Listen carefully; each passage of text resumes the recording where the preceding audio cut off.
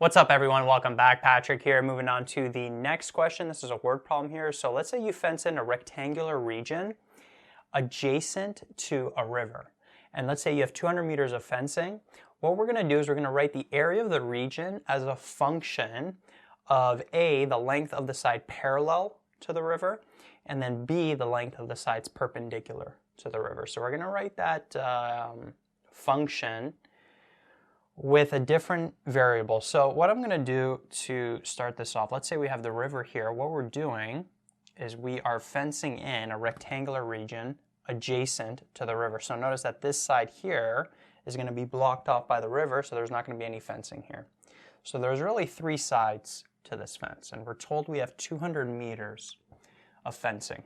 So in A, what we got to do is we got to write the area of this region in terms of, or as a function of, the length of the side parallel to the river. That's this side over here. So I'm going to let that be x. So in this case, x equals length of side parallel to river. And then the other sides, what I'm going to do is I'm going to let them be y, like that. So notice that the area of this region here, because it's a rectangle, it's just going to be x times y, length times width. What's the problem with this function?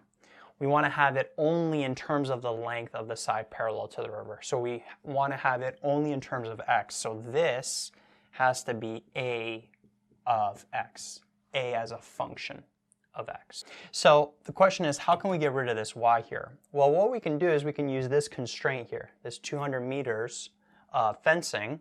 We basically know that this length plus these two lengths has to equal 200. That's our constraint right there.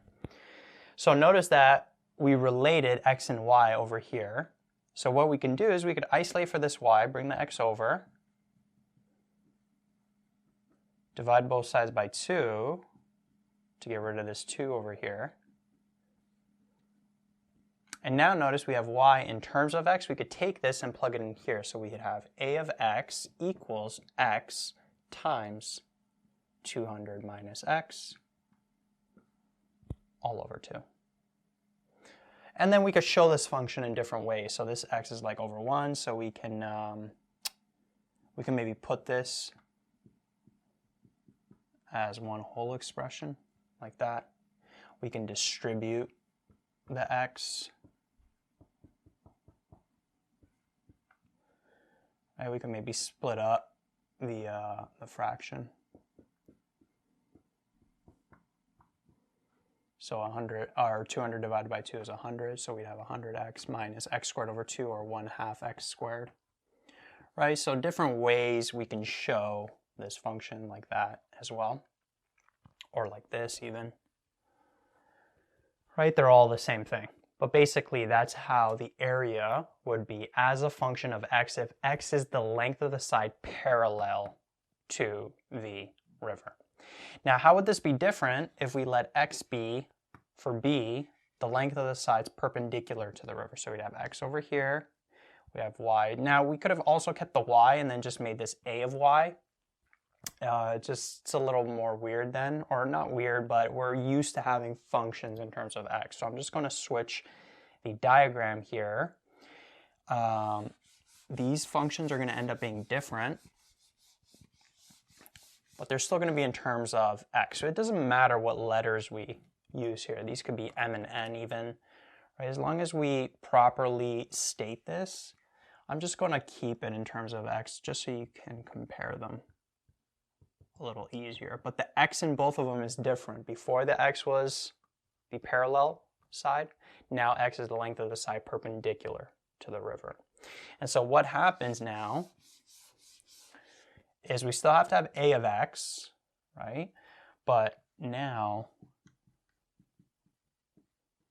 it's a little different because we have 2x plus y instead of 2y plus x equaling 200.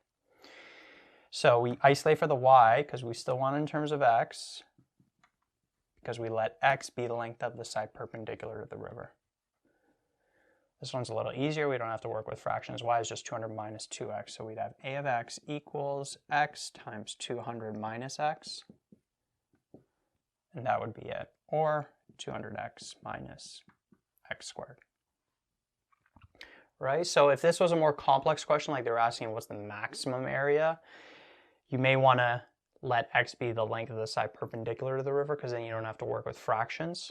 It would just be simply this quadratic function that you got to work with. Right? So that's the answer for A and B. Just draw the diagram, be careful what you let x be, use the constraint, and then make the function in terms of one variable.